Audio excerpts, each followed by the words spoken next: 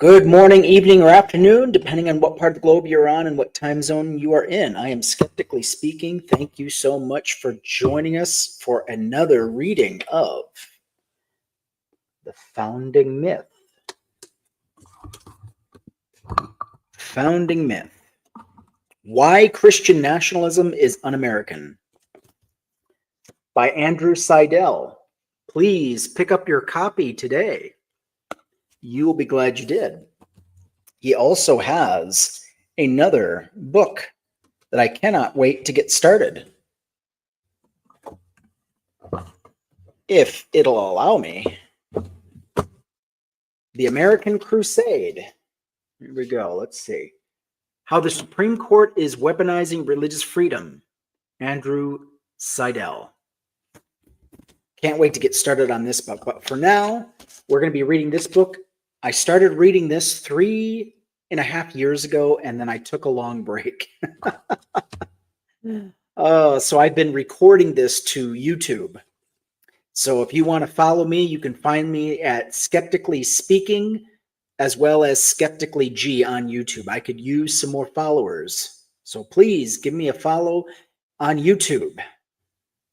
And we are live. So how is the sound? From waiting for my moderator to pop in. Tell me how the sound is. Let me know. And let me know how we're doing on YouTube. And without further ado, I will get into it. Chapter 21. Misogyny. Thank you. Thank you very much. Misogyny, slavery, thought crime, and anti-capitalism. The 10th commandment. Ooh.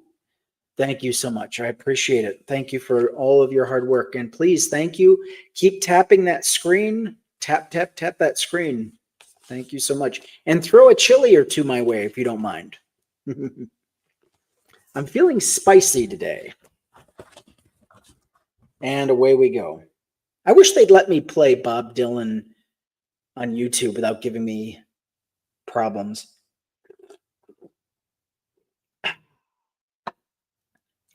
But that's YouTube for you. You shall not covet your neighbor's house. You shall not covet your neighbor's wife, or male or female slave, or ox or donkey, or anything that belongs to your neighbor. Exodus chapter 20. James Madison wrote to Thomas Jefferson, quote, "The enacting clause passed without a single alteration, and I flatter myself have in this country extinguished forever the ambitious hope of mankind, laws for the humankind."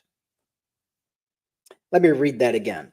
And I flatter myself have in this country extinguished forever the ambitious hope of making laws for the human mind. James Madison to Thomas Jefferson in the Virginia Statute of Religious Freedom, 1786. The final commandment is triply disturbing. First, the Judeo-Christian God allows, for the second time in his 10 moral precepts, slavery. Second, he recognizes that a wife belongs to her husband. Women are chattel, like the slave, ox, or donkey. Third, he criminalizes thought. Thought crime is the defining feature of totalitarian regimes. Slavery is discussed in detail in regard to the fourth commandment, see chapter 17, and we will touch on it again in chapter 24. But the 10th commandment's treatment of women and criminalization of thought must be addressed. The former is one way in which Judeo-Christianity can legitimately claim to have influenced America's founding, and the other is opposed to the most basic freedom the Constitution protects. Remember, ladies, I long to hear that you have declared an independency. And by the way, in the new code of laws, which I suppose it will be necessary for you to make, I desire you would remember the ladies and be more generous and favorable to them than your ancestors. Do not put such unlimited power into the hands of the husbands. Remember, all men would be tyrants if they could. Abigail Adams in a letter to John Adams, 1776. Holy shit, how right she was. And she wrote that to her husband.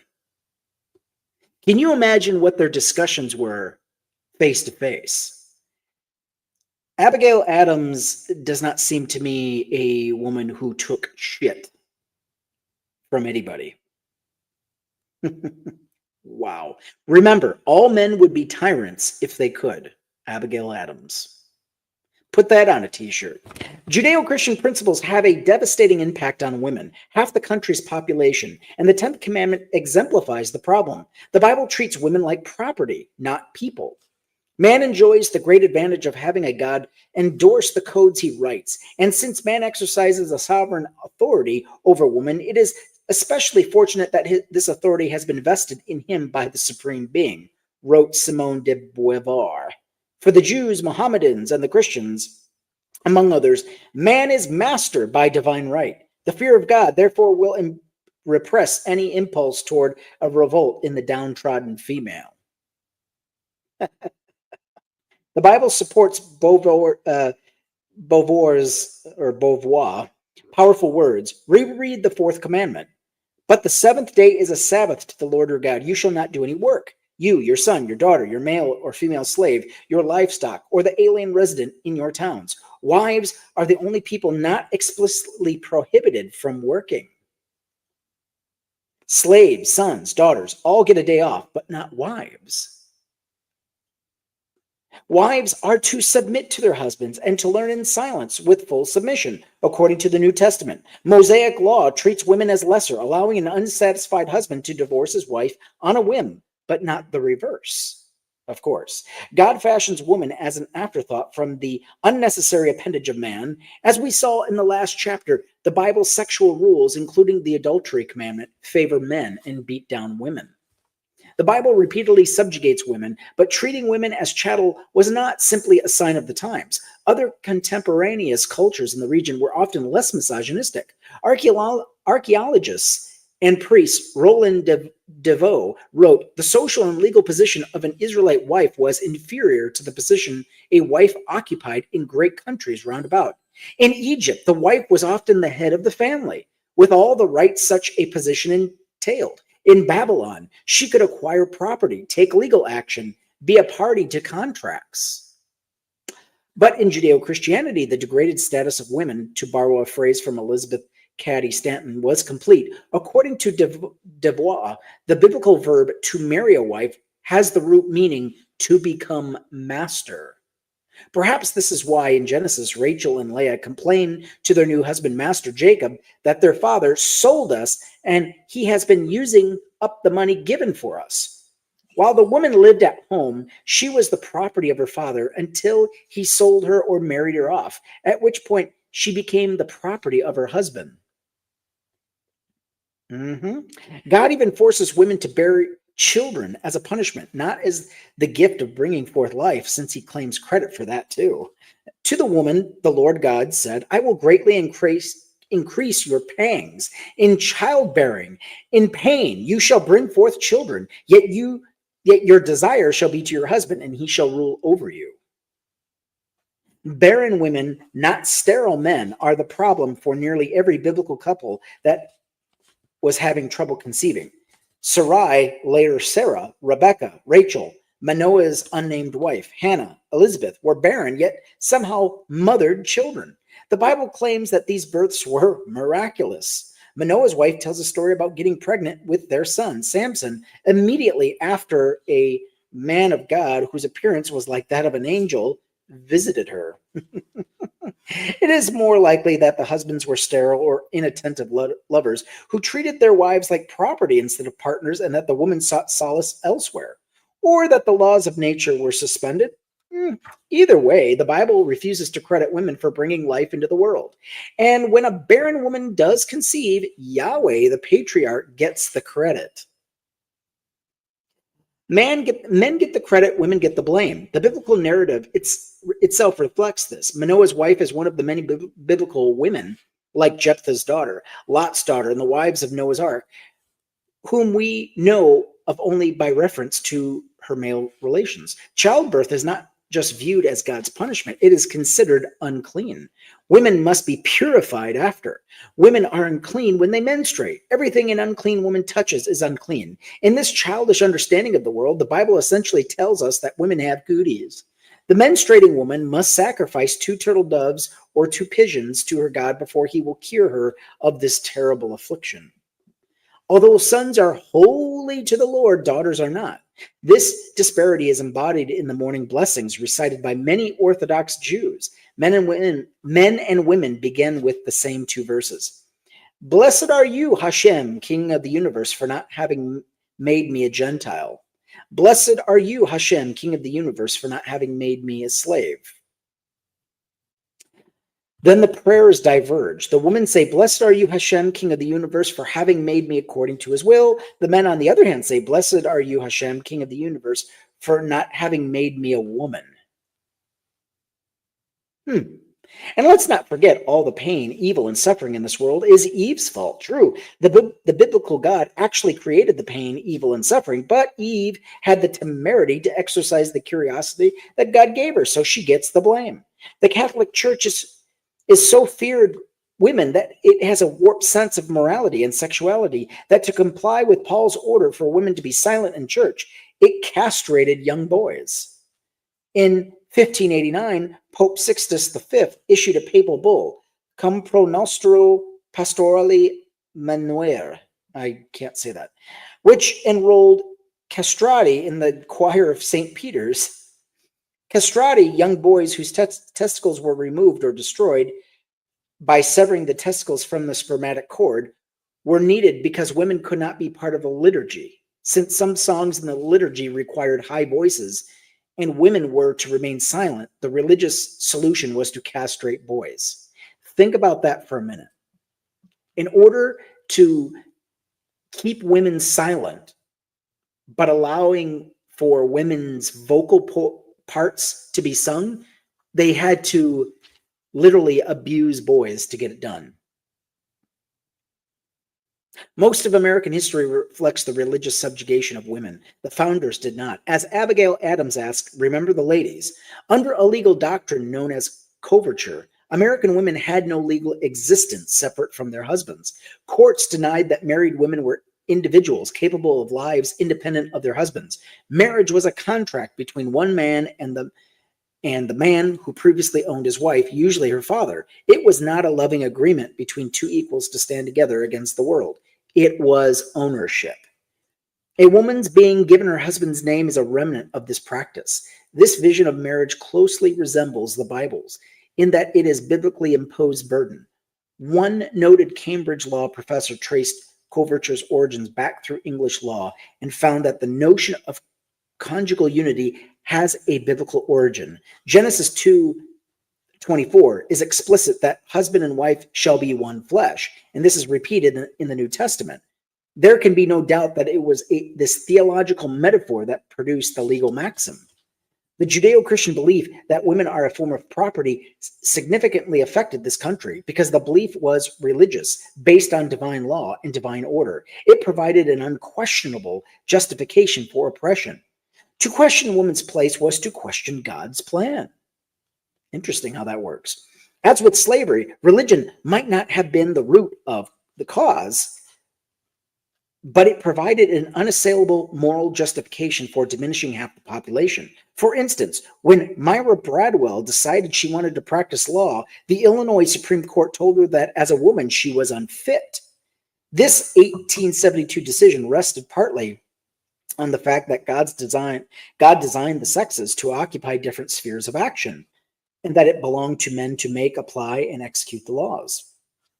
When it upheld the Illinois Supreme Court's decision, the U.S. Supreme Court quoted this axiomatic truth. Concurring in that decision, Justice Joseph Bradley added, "The family organization, which is founded in the divine ordinance, is repugnant to the idea of a woman adopting a distinct and independent career from that of her husband." It didn't matter if the woman was capable. It didn't matter if she was knowledgeable or even able. She was kept back because of dogmatic assertions using the Bible. The paramount destiny and mission of a woman are to fulfill the noble and benign offices of wife and mother. This is the law of the Creator. Notice the choice of language: axiomatic truth, divine ordinance, and paramount destiny, the law of the Creator. What mortal can challenge this celestial order, even if it is nonsensical. Presiding over the case was Chief Justice Salman P. Chase, whom we will encounter again in chapter 24, because earlier in his career, when he was Treasury Secretary and the nation was in the midst of the Civil War, he etched a message of faith in his God onto American coins. Chase's court was correct to point out that Judeo-Christianity makes women second-class citizens, but wrong to suggest that that station is right. The Bible had been a millstone around the neck of women for millennia. The women fighting for suffrage and inequality had to challenge religion. The suffragists had to battle against Bible verses like those above, which subjugate women. Suffragist leaders like Elizabeth Cady Stanton and Lucretia Mott revised the Bible to make it more accurate and fair. The woman's Bible was born. In an article candidly titled "The Degraded Status of Women in the Bible," Elizabeth Cady Stanton wrote, "The Bible and the church, they have been the greatest block in the way of her development. The vantage ground women holds today is due to all the forces of civilization, to science, discovery, invention, rationalism. The religion of humanity chanted in the golden rule round the globe centuries before the Christian religion was known. It is not the Bible, prayer books, or catechisms, liturgies, the canon law, and the church creeds and organizations that women owes one step in her progress. For all of these alike have been hostile, and still are, to her freedom and development." This was in the 1800s. Do you see how far back we've backslidden in our development, in our thinking? It's like we haven't gone any further than the 1800s in some respects. Women gain ground in spite of religion, not because of it. Stanton endeavored to dissipate these religious superstitions from the minds of women and base their faith on science and reason, where I found for myself at last the peace and comfort I could never find in the Bible and the church. She scoffed at the idea that Jesus' New Testament was any better than the Old. No symbols or metaphors can twist honor or dignity out of such sentiments. Here in the New Testament, in plain English, women's position is as degraded as in the Old Testament. I agree. Other women's rights advocates criticized Judeo-Christianity and its influence on law. The National Women's Suffrage Association, which Susan B. Anthony and Elizabeth Cady Stanton organized, declared, "We deny that dogma of the centuries, incorporated in the codes of all nations, that woman was made for man, her best interests in all cases to be sacrificed to his will." The pair of men who entered the White House in 2017 cling to the benighted view of women, criticizing working wives, working mothers. In a 1994 interview, Donald Trump said he thought women should stay in the home because working is unattractive. Putting a wife to work is a very dangerous thing because a woman's softness disappears. And because when I come home and dinner's not ready, I go through the roof. I mean, Donald Trump basically from the beginning has been warning us against him. He's been warning us. What could Donald Trump possibly do to show what a disgusting piece of shit he really is? I mean, he can't do anymore. You either get it or you don't.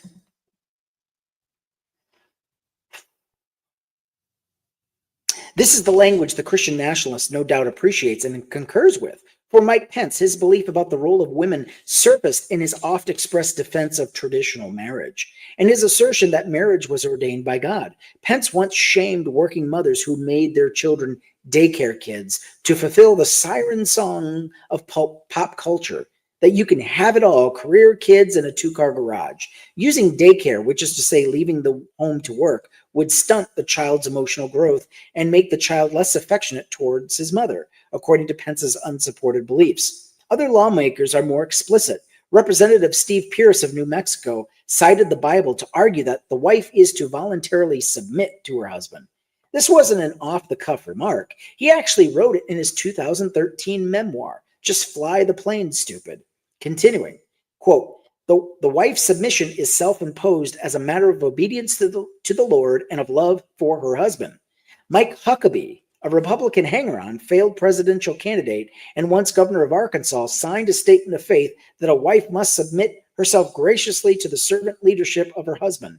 During the 2008 primary debates, Huckabee was asked about the statement of faith, which ran as a full-page ad in USA Today, and he reaffirmed his commitment to subjugating principle. Quote, "I certainly am going to practice it unashamedly, whether I'm a president or whether I'm not a president," unquote.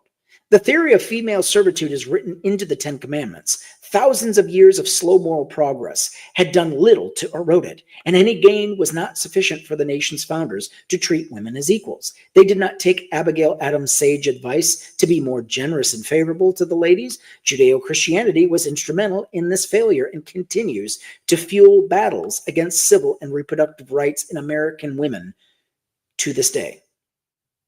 Thought crime.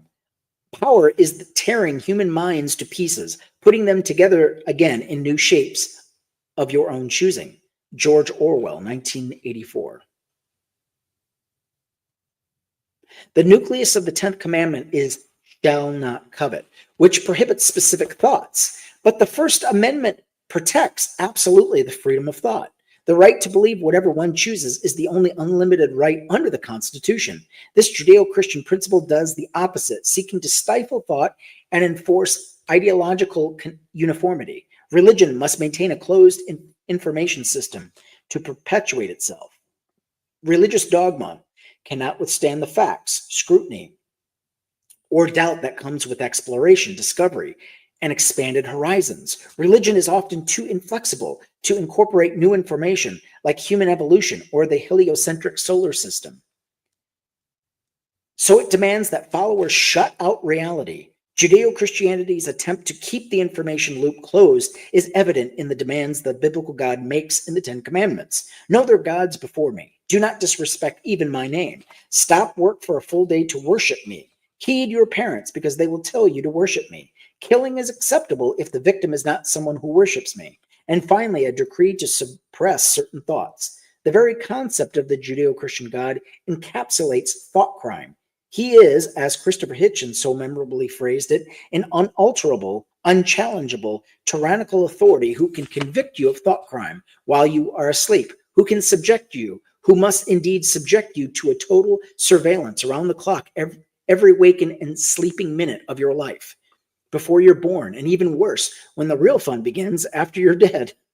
A celestial North Korea. Who wants this to be true? Who but a slave desires such a ghastly fate? Who indeed?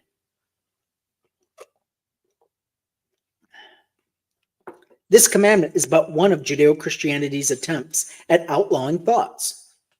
Paul himself wrote, "We take every thought captive to obey Christ." In many sects, Christian or otherwise, have built-in safeguards to exclude new information and the outside world, persecuting outsiders, shunning doubters, encouraging intrafaith marriage, and punishing interfaith marriages, punishing apostates, sometimes with death, homeschooling or religious schooling, gathering together to shout down the doubts on at least a weekly basis, approving some texts and burning others. The engine of this closed information system is what makes religious dogma and its adherents inflexible and regressive, acting as a taillight instead of a headlight, as Martin Luther King Jr. put it on several occasions. Thought crime is another device to close that information system. Catholic canon law governs the Catholic Church and mandates belief for Catholics worldwide. Arguably, the most important precept for the people claiming to be Catholic is also the most repellent. The law requires total submission of the intellect. A religious submission of the intellect and will must be given to a doctrine which the Supreme Pontiff or the College of Bishops declares concerning faith or morals. Therefore, the Christian faithful are to take care to avoid those things which do not agree with it. This is canon law, the law of the Church, and as far as Catholics are concerned, the law of their God. John Adams considered canon law nothing but short of mind control, finding it the most refined, sublime, extensive, and astonishing constitution of policy that ever was conceived by the mind of man. The anti-human totalitarian sentiment in this canon lies at the heart of all religions, but one rarely sees it stated so baldly here: a religious submission of the intellect and will.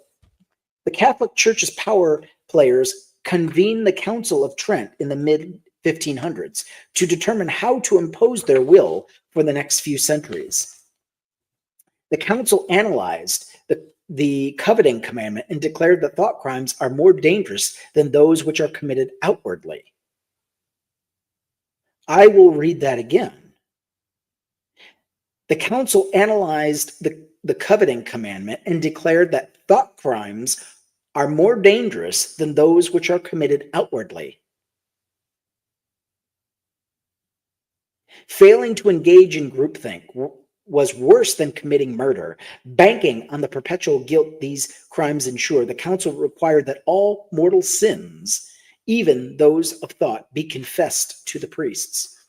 Criminalizing thought intensifies the power of the church because laws against thought cannot possibly be followed. Jesus himself promulgated two rather devious thought crimes, both of which humans have little hope of obeying. First, an impossible prohibition on sexual thoughts. Looking at a woman with lust is adultery. He forbids even the briefest sexual thought flitting across the mind.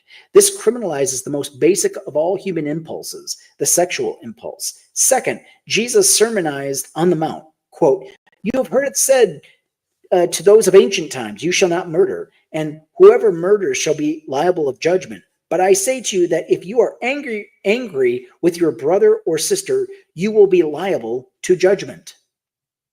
Anger is a crime on par with murder. Feeling randy, angry? Well, then you're guilty. With Jesus, humans are guilty of just being human. The noted 20th century American legal philosopher Lon Fuller explained that one way to write an ineffectual law is to have it ask the impossible. Nice. Unless the goal is perpetual guilt. On the face of it, a law commanding the impossible seems such an absurdity that one is tempted to suppose no sane lawmaker, not even the most evil dictator, would have any reason to enact such a law. Such a law can serve what John Lilburn called a lawless unlimited power. By its very absurdity, its brutal pointlessness may let the subject know that there is nothing that may not be demanded of him, and that he should keep himself ready to jump in any direction. Christopher Hitchens put it more simply when he observed, "The essential principle of totalitarianism is to make laws that are impossible to obey." This strategy allows those in power to pretend to eliminate anyone, this strategy allows those in power to a pretense to eliminate anyone at any time because they are surely guilty of something.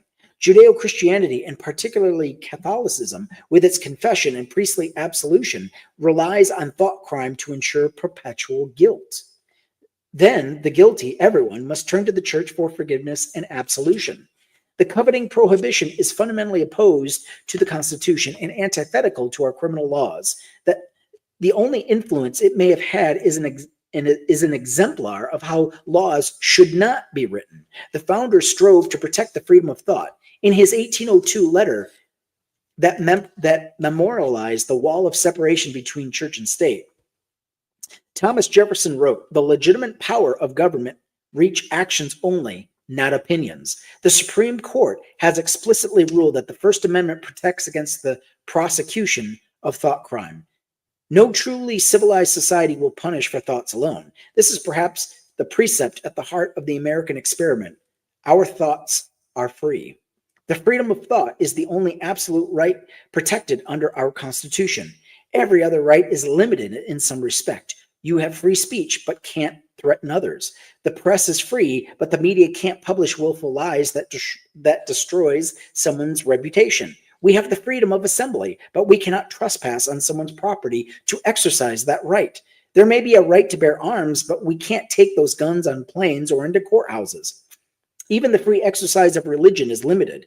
Every freedom we have is limited except for the freedom of thought. Our country has not always fulfilled this ideal, particularly during the times of war and national fear. Amid the Red Scare of the 1950s, the Supreme Court upheld an anti-communist oath that labor unions forced on their leaders. In this magnificent partial dissent, Justice Robert Jackson noted, if uniformity of thought were valid and enforceable, our country could not have revolted against Great Britain. Amazing.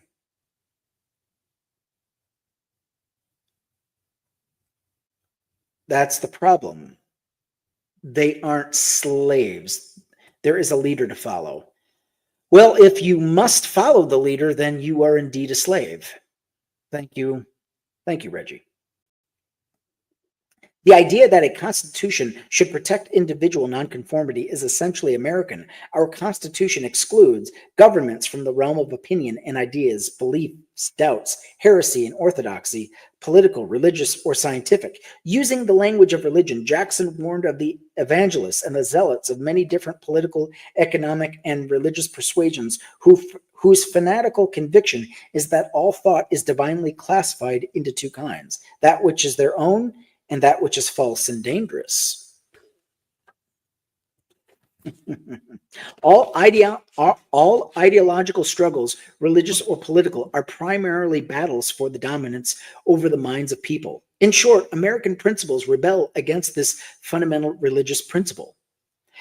In another dissent penned 20 years earlier, Supreme Court Justice Oliver Wendell Holmes wrote, if there is any principle of the Constitution that more imperatively calls for attachment than any other, it is the principle of free thought. Not free thought for those who agree with us, but freedom for the thought that we hate. The United States may not always live up to the ideal, but it is written into our Constitution.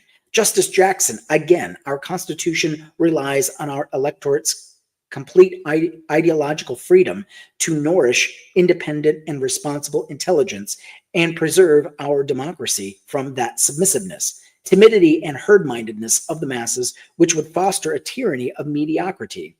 The priceless heritage of our society is the unrestricted constitutional right of each member to think as he will.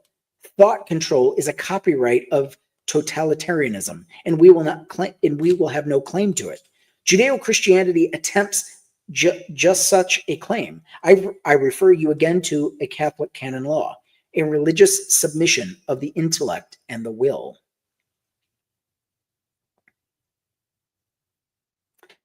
That particular thought, the 10th commandment prohibits covetousness. It itself is a problem for the Christian nationalists. Even Americans with no historical or legal training should recognize that coveting is the basis of American capitalism and our consumer society. Both would fail without the desire to get what we don't have. Coveting created America. Without it, no European settler would have come to America. Coveting is human. This particular Judeo-Christian prohibition is both anti-American and anti-human. Any thoughts from the group?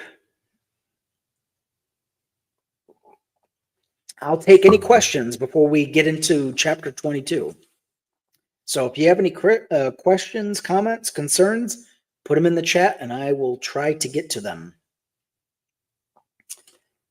So what do we think so far? Is the book making sense? Is it enraging you? Is it pissing you off?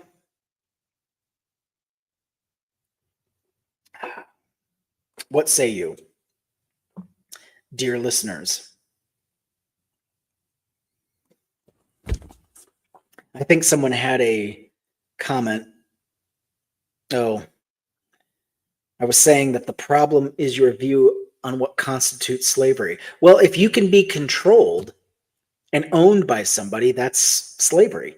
If they can make you do whatever they want and you have no rights, you have no recourse. A Moksha Pup Doodle, thank you for coming. Let's see who else is in the chat. Cookie Rodriguez. Jesse Mack, 65. I don't believe in any religion. It's all man-made nonsense. Yeah, well, it took men to create it because they needed a sense of control.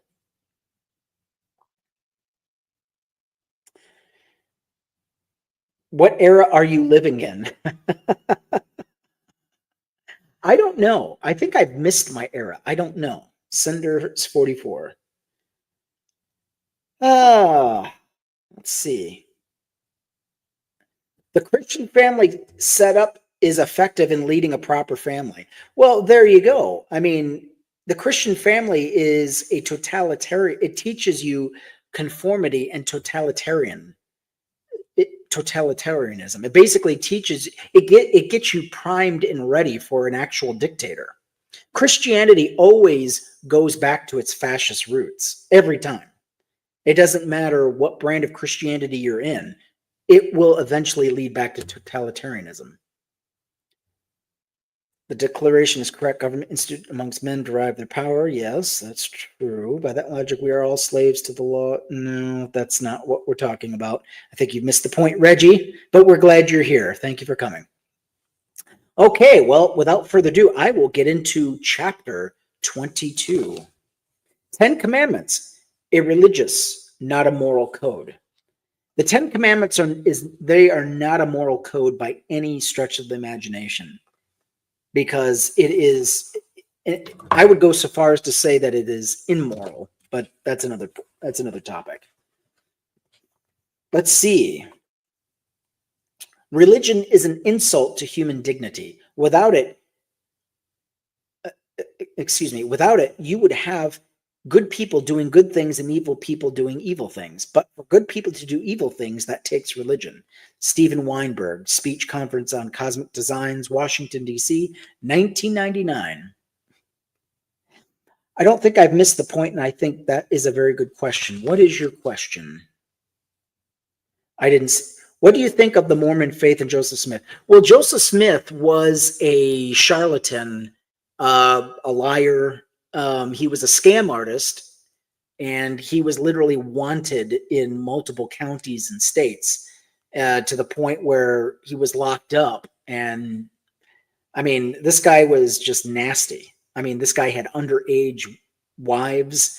He would have wives from other men divorced and said it was God's will that I be with your wife, so you have to divorce your wife. Yeah, he was a nasty piece of shit.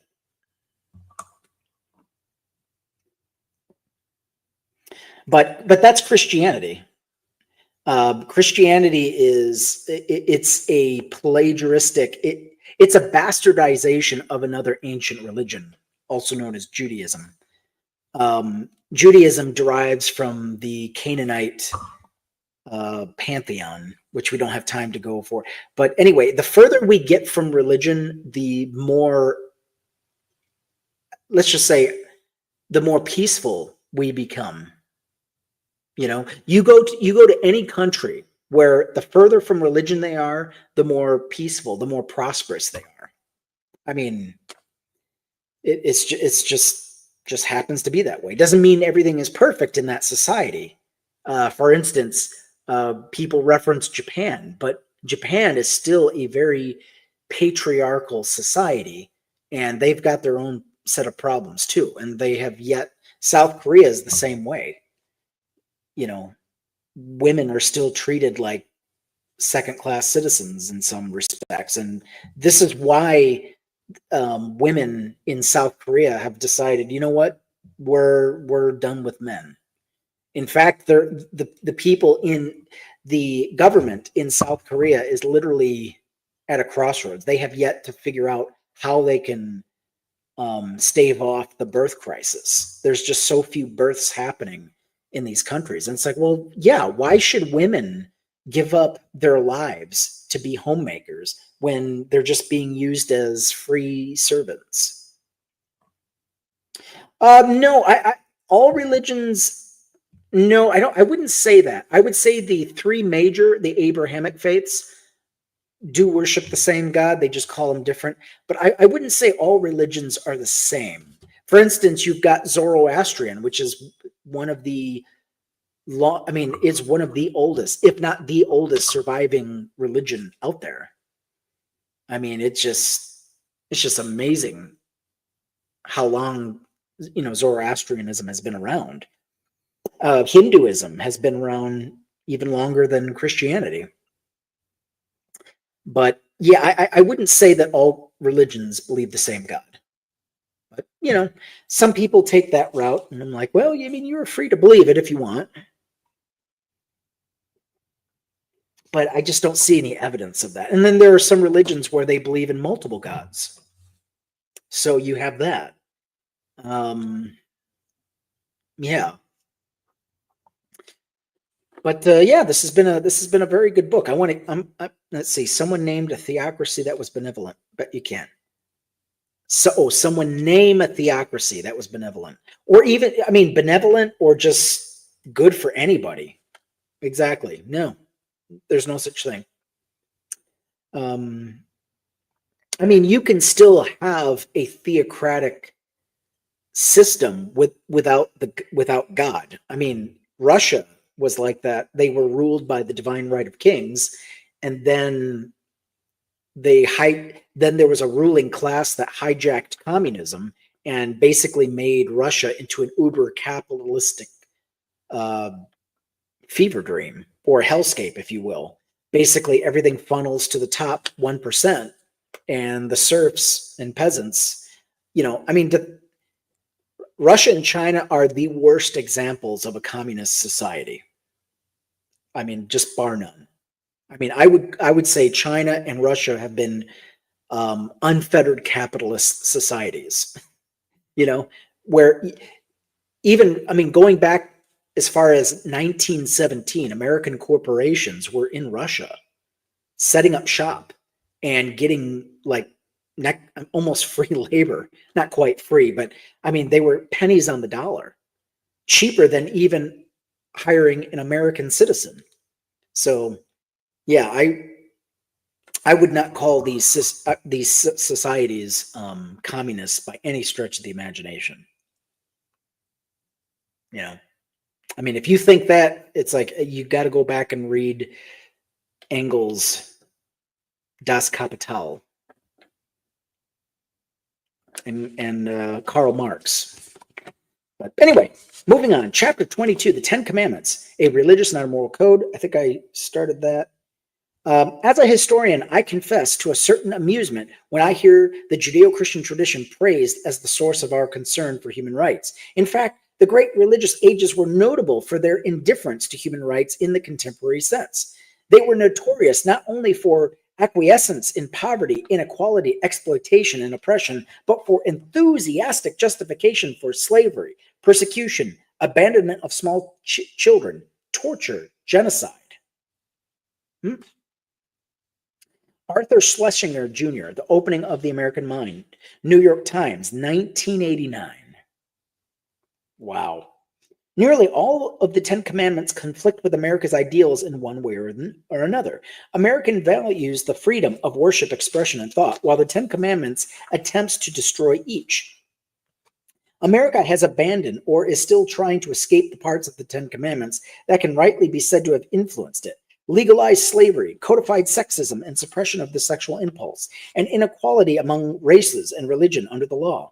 These are not the influences the Christian nationalists wish to claim, but they are all that history justifies.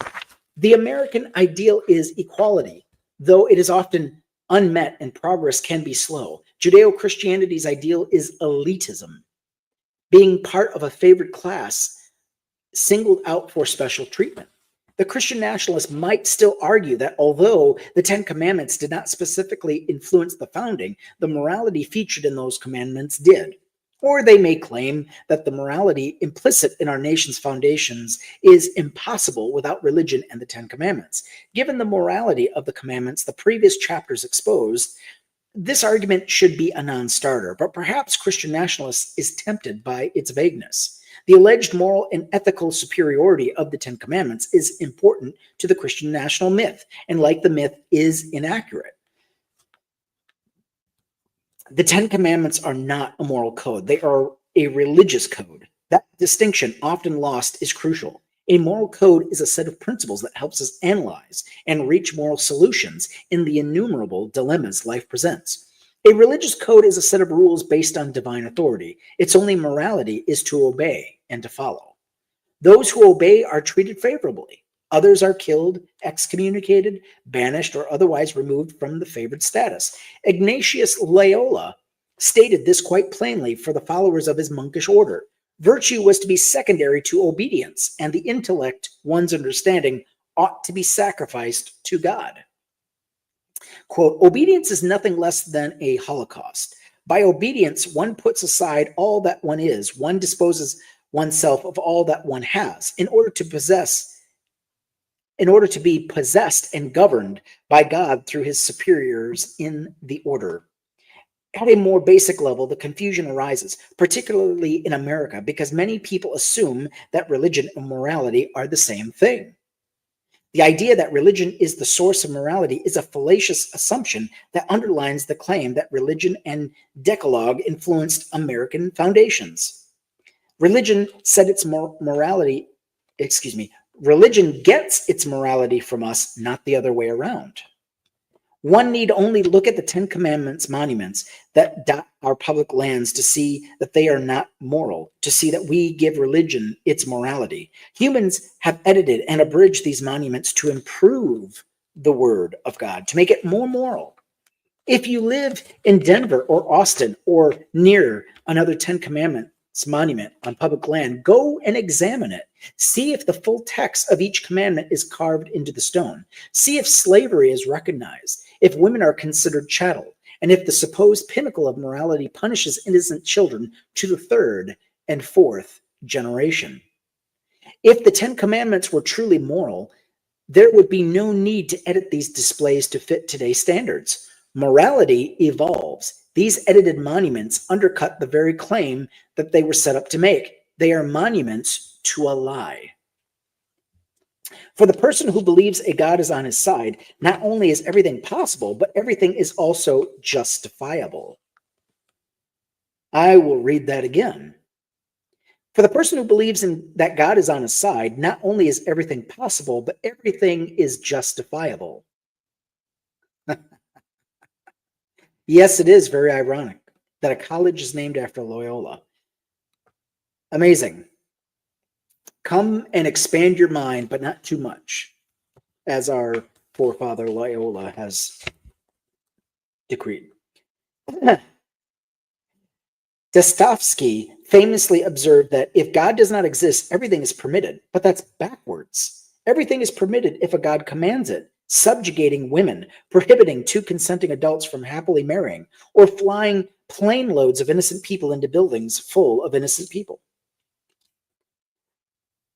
Summoning the intellectual honesty and fortitude to distinguish between religion and morality is difficult for many, particularly those who have been told all their lives that religion is morality. The point can be made if we ask ourselves and honestly answer a few simple questions. What would you do if one of your family members asked you to go to a different religious church or temple? What would you do if your child discussed her lack of religion with you, attempting to convince you she was right? More than 1/3 of the younger generation is non-religious, and 21% are atheists or agnostic, and those numbers are increasing. So there's a good possibility this will happen to some readers. What would you do if your best friend asked you to come to Mass or the high holidays or morning prayers just so you could better understand their beliefs? What would you do? Well, probably not kill them. If you have any moral sense, you would not even consider murdering that family member, child, or friend. The mere hint that you might kill a friend or family member for exploring other beliefs ought to be visually repugnant. Yet the Bible commands you to kill anyone who would entice you to worship any god other than the Judeo-Christian God, especially your family members. There is no worming out of this order. No matter who it is, you must kill them, even if it is your brother, your father's son, your mother's son, or your own son or daughter, or the wife you embrace, or your most intimate friend. The death sentence is inflexible. You must not yield to or heed any such persons. Show them no pity or compassion. Do not shield them, but you shall surely kill them. More grotesquely still, your own hand shall be first against them to execute them. This is one of Judeo-Christianity's laws. That we find it abhorrent proves the point. Your moral judgment is your own. It is independent from the Bible and religion. If religion or the Bible dictated our morality, we would not have the moral judgment to condemn this command as murder. If religion or the Bible dictated your morality, the commandment to kill your family and friends would explore other faiths. Who would explore other faiths would be your morality, but it is not. Most believers are more moral than their God. Most disagree with the Judeo-Christian principles that informs their God's laws. This revelation should alarm us because it means that preachers claiming to know God's moral laws are simply giving their personal moral judgments a divine sanction.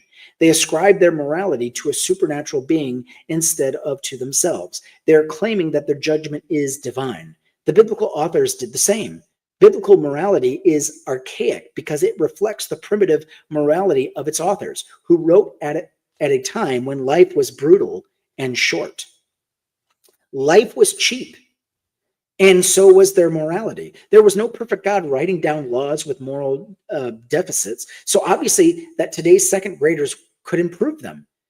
There are hundreds, perhaps thousands of Bible passages that conflict with the modern moral judgment. Passages advocating genocide, murder, rape, slavery, subjugation of women and races. You've seen many in these last few chapters. That enlightened citizens ignore these passages shows that their morality is independent of religion. The founding fathers were civilized.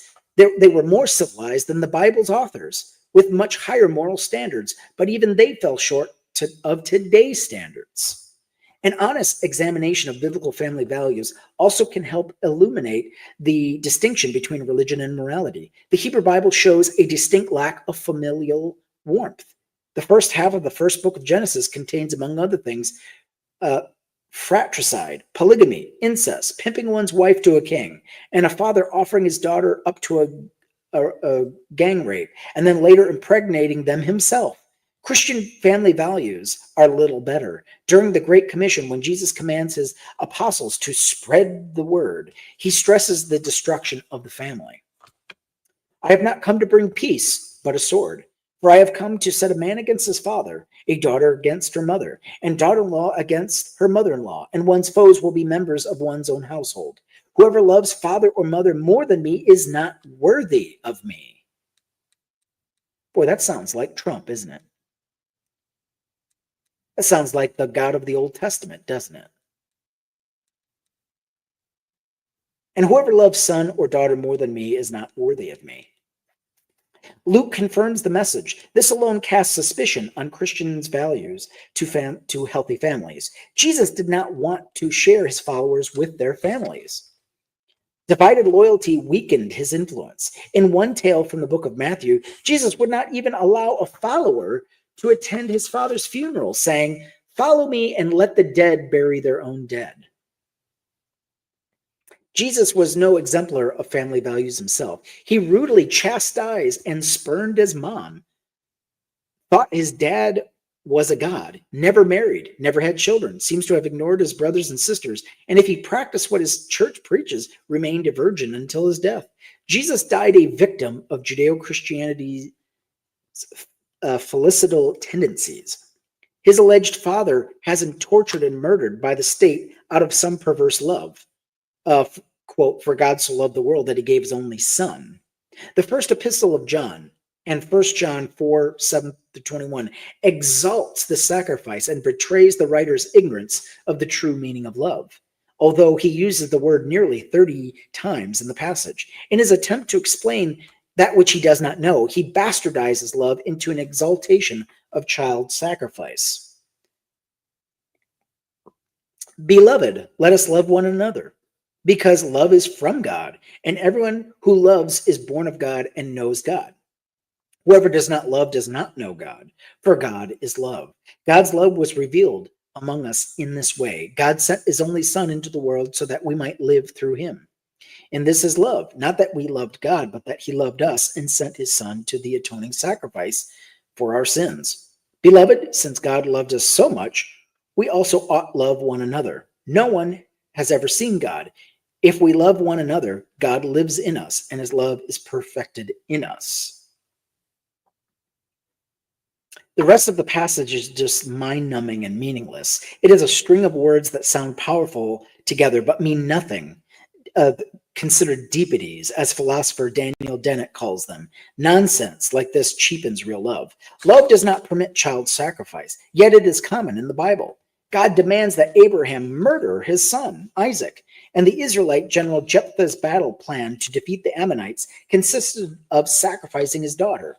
Interestingly, Yahweh saves Isaac, Abraham's only child and boy, yet requires Jephthah to sacrifice his only child, a girl unnamed, so as many female characters are including Noah's wife and the wives of his 3 sons, even though according to the Bible they must be mothers to the whole human race. Imagine that. The contrast offers further insight into the value of women in the Judeo-Christian family. In the United States today, religiously motivated child murder is not a mainstream Christian family value. It has died out, but not altogether.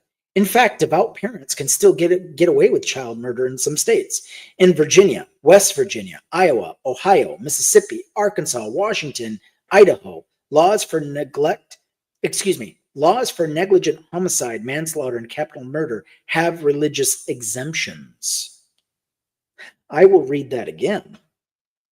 Laws for negligent homicide, manslaughter, and capital murder have religious exemptions. This means that if a child is sick, the parent can pray instead of seeking real help. Insulin might save the diabetic child, but parents can substitute prayer. They can pray until their child dies and not suffer any consequences. Many other states, nearly 40, have religious exemptions to child abuse and neglect laws. These faith healing exemptions are new. Most date only to the mid-1970s. American common law made in the courts through precedent in the absence of explicit legislation or statutes, rejected the attempts to claim religion as a defense for killing one's child. Imagine that. Imagine that. Religions are taking advantage of these exceptions. There are cemeteries in Idaho filled with children born to a mother and father who consider themselves followers of Christ. A sect, like Christian Scientists, considers professional medicine as an engine of the devil. Sound familiar? Sounds like the anti-vaxxers of today and those who still refuse to vaccinate against COVID.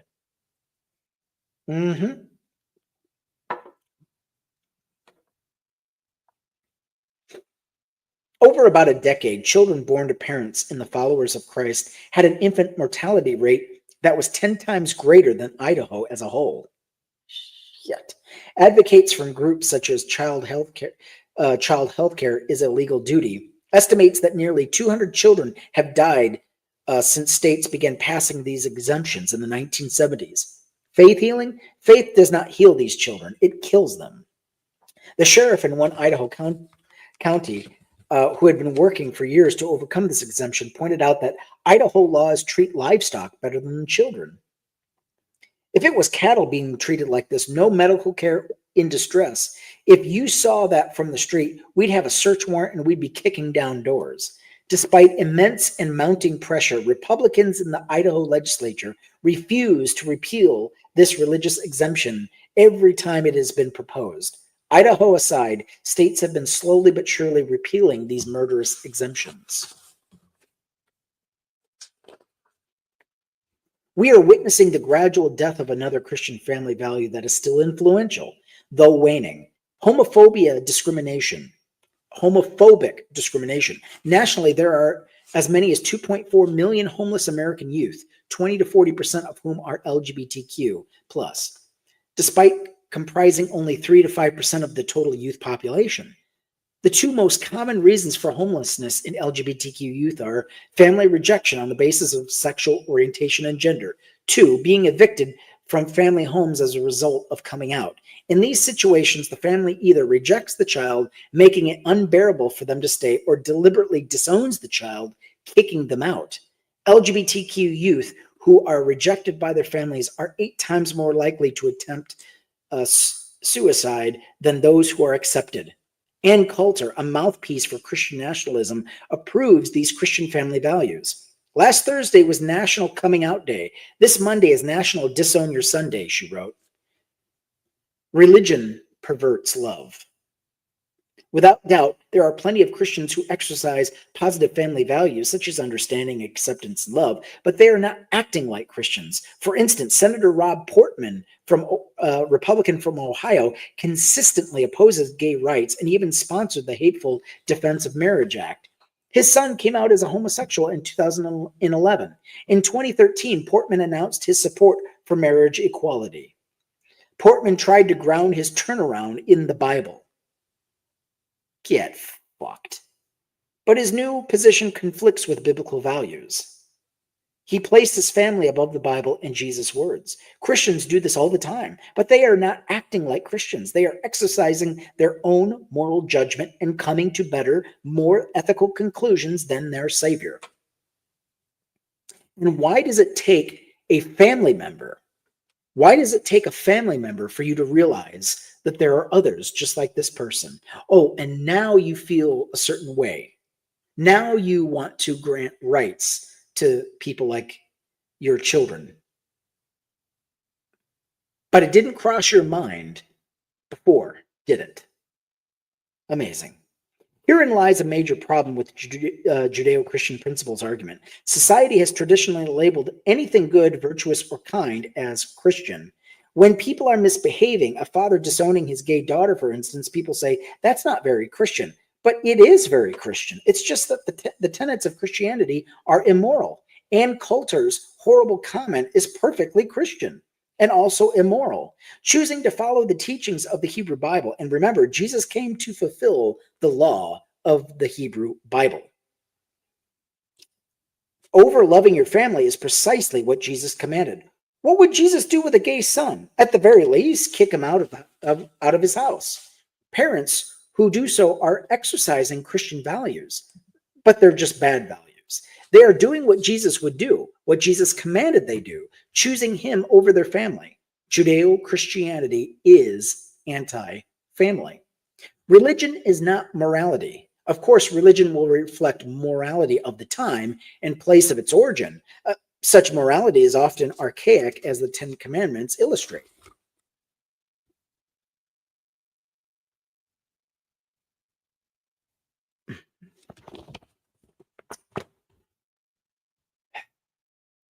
The Ten Commandments and the rest of the Mosaic laws are not moral code. They are a religious code.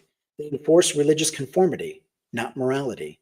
The most important questions for determining whether the commandment has been broken is, do you believe in the right God? If so, you can get away with murder as long as the victim believes in the wrong God. These commandments are so fundamentally at odds with our laws, with our morality, with our principles, that one is almost forced to choose. Are you a Christian or an American?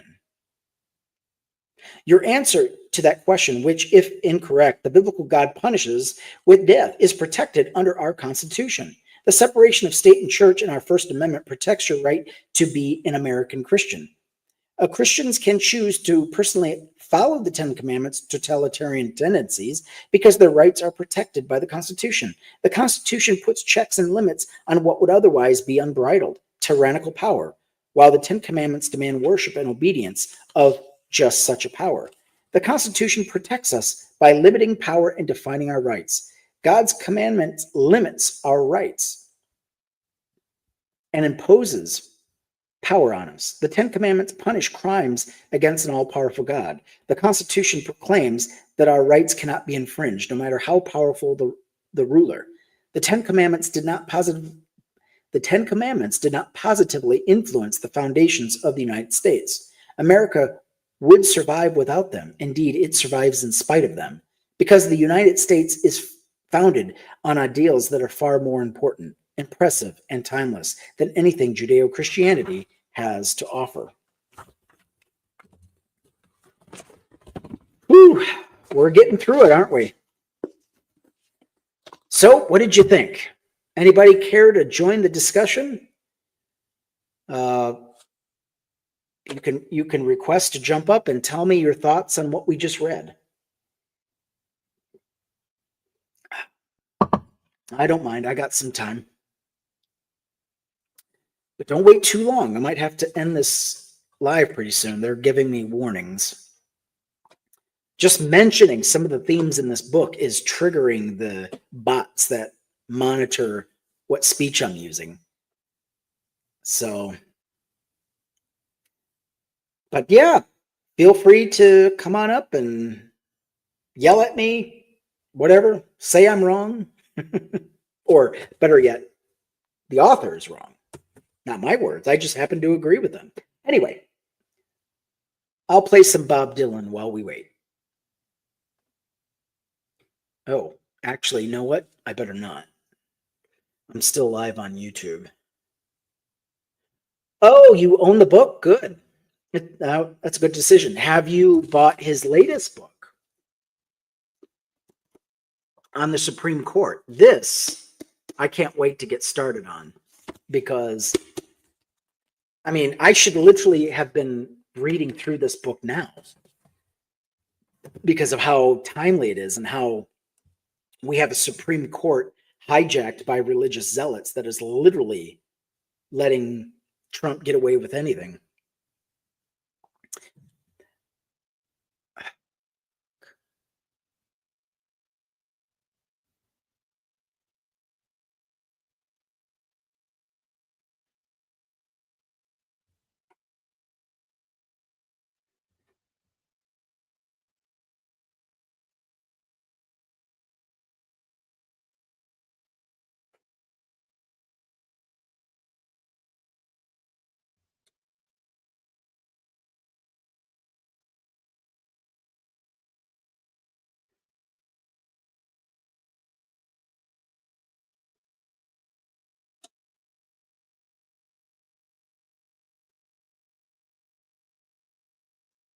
Well, just for reading this book, I get a TikTok ban until the 11th. What day is it? The 4th. Just for reading a book. That is where we are in this country. You can't even read a book because it's too triggering. So, of course, I'm going to appeal it. I'll just wait. Thanks. God. Well, there it is. Yeah, I'm sorry too. But, I mean, it's just par for the course. It's up to them. They want to ban me, go ahead. I'll just not be on your platform until then. But yeah, that's amazing. I'm shocked that they let me go all the way. I finished the chapter that I was reading because a notice appeared saying some of the themes that you're talking about can be triggering to some and considered hateful and blah blah blah blah blah. I'm like, well, yeah. I mean, reading anything, and I'm just reading passages from the Bible and commentary on those passages. It's amazing to me. Wow. Unreal.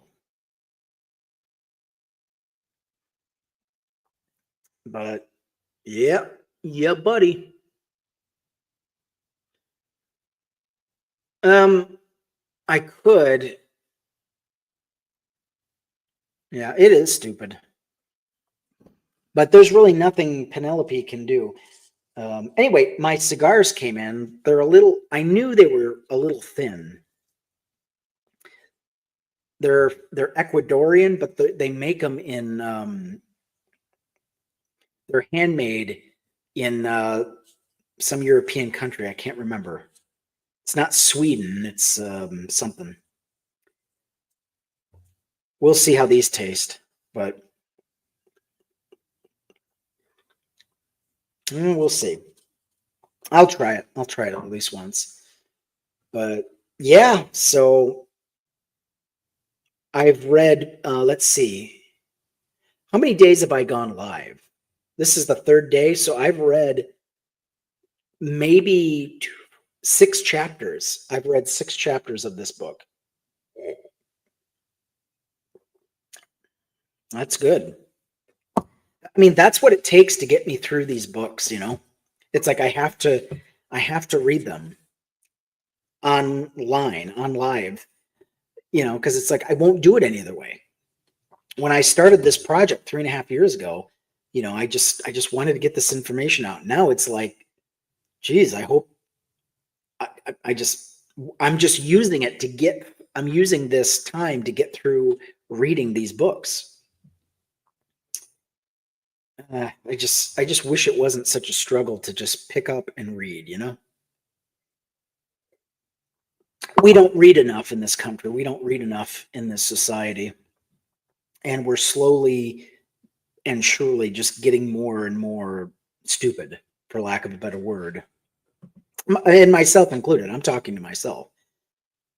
I'm not throwing stones, but yeah, this is where we're at. So tomorrow, I guess we'll see if my appeal gets approved. This is just shit. Unbelievable.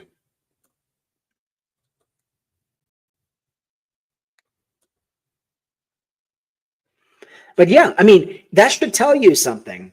It you have religious freedom, but reading certain passages of the Bible and commentary on those passages and just reading about the news will get you blocked.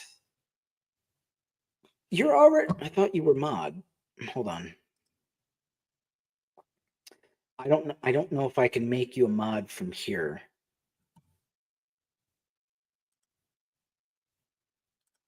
Guests, virtual.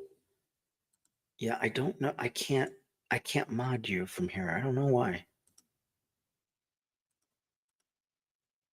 Um, I don't know. It says delete comment, put user in timeout, ban user and delete their comments. I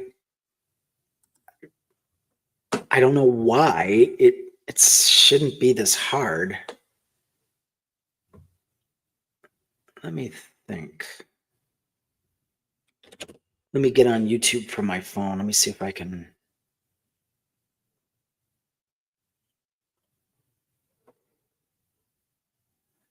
Let me see.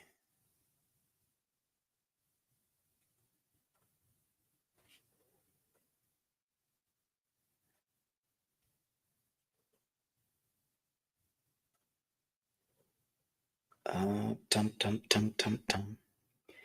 Your videos. Let me see.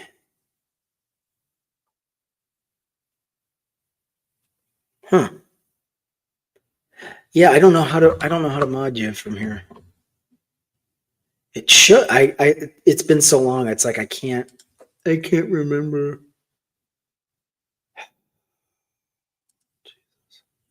Sorry.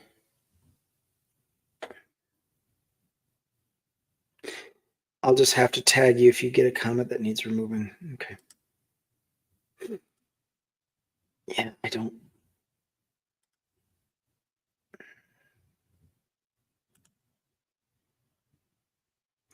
Yeah, Stream Yards is terrible. I wonder. Let me see. Oh, okay, I have to send you a messenger.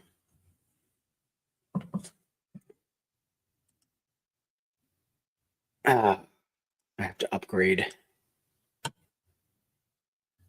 Okay. Sorry.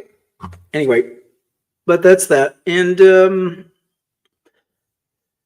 yeah, so that's why I do this. It's helping, it's holding me accountable. And it's amazing. For 3 years, I've thought of nothing but this book. Every time I take a look at this book, it reminds me, you haven't finished it yet. It's like, so it's a good thing, it's a good thing. And, that's what it takes. That's what it takes.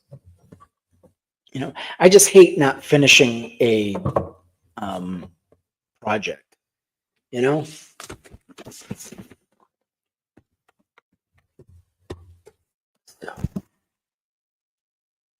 Anyway, with that being said, I will say goodnight to you. Thank you so much for joining us. Mm. Oh, not really a good day off, is it? I don't know. Just wish I knew how to.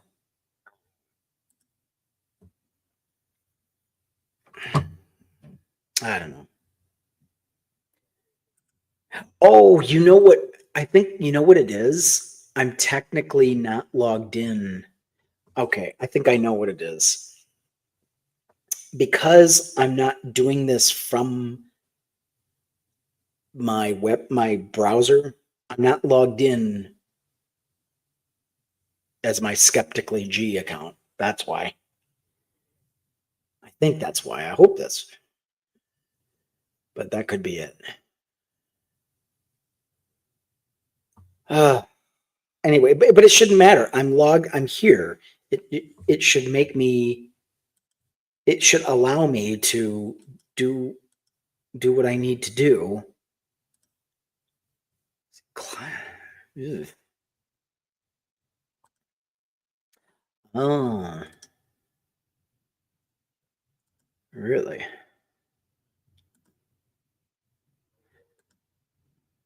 Yeah. I think I'm gonna go back to the old way of doing it. Yeah, don't mind me. I'm just fucking around. Yeah, this is. I think I like this better.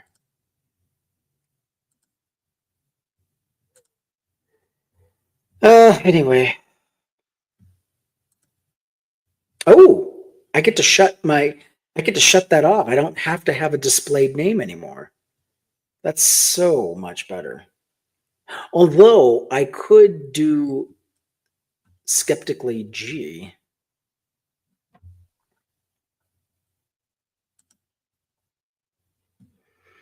Let me think. Let me see something here. I'm just gonna mess around. Don't mind me. General guest layout keys recording.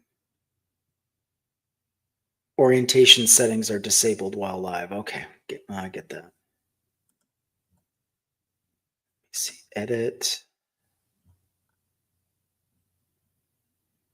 Let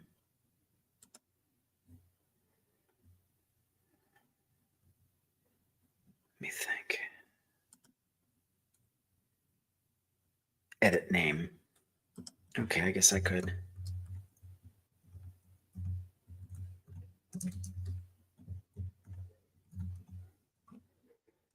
I just don't want it so astronomically big. That's all.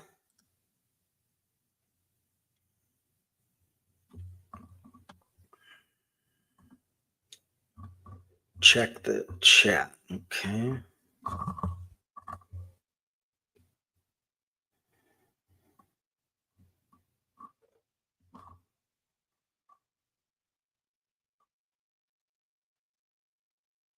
Oh, nice.